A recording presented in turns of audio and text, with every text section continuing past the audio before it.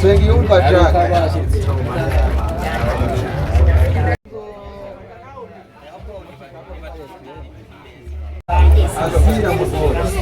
hari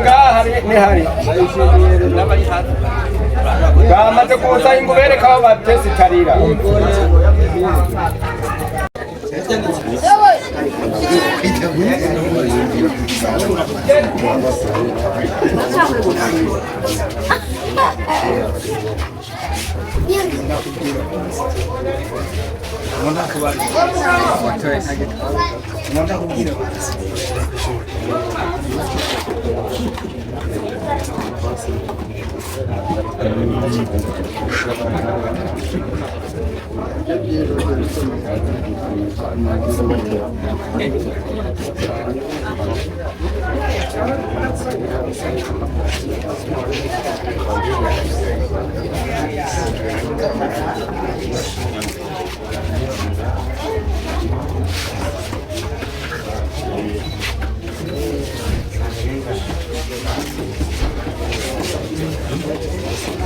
turindire gato bazane eshantiyoni kugira tubasigure tubibereke mwese muri ngaha abafite ibibazo babibaze hama abaca bayarya ama avance baca babensarira abaturage twabazanye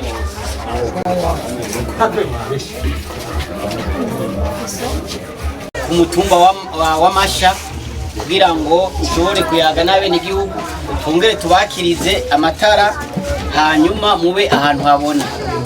Mu by'ukuri jewe muvugana nitwa Dr Jean Claude Ndoyezu, abantu ubuyobozi wiri shyirahamwe yitwa Ndufacom, abanagendanye n'abantu batandukanye. Uyu yitwa Freddy, umuyobozi ajejwe ubudandaji.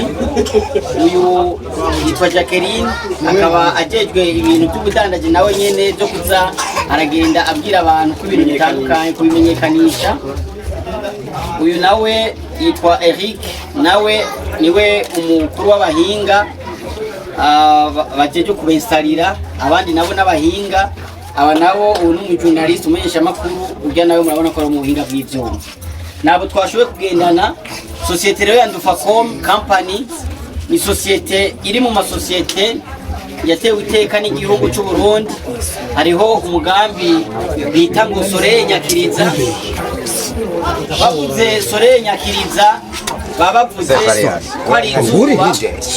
Twebwe twakiriza abantu dukoresheje ibyuma bikoresha imishwarara y'izuba. Rero kubera ko leta y'u Burundi yabonye ko abenegihugu batandukanye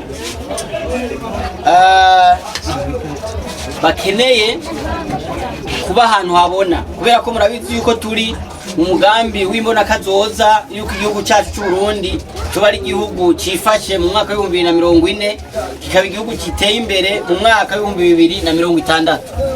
Niyo ntumbero rero twebwe nka Ndufacom company twabaye bamwe mu bahawe amahirwe n'igihugu bifatanyije na banki y'isi yose kugira ngo dukwiragize aya matara y'imishwara y'izuba abantu babahabona.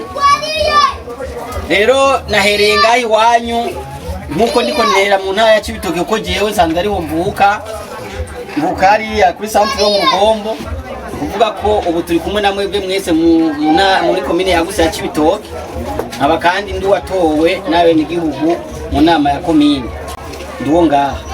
Rero nico gituma hano ni wacu twaje kugira ngo umugambi uhere mu nzu, ariko ntitwakita Cibitoke gusa, twakiriza igihugu cyose.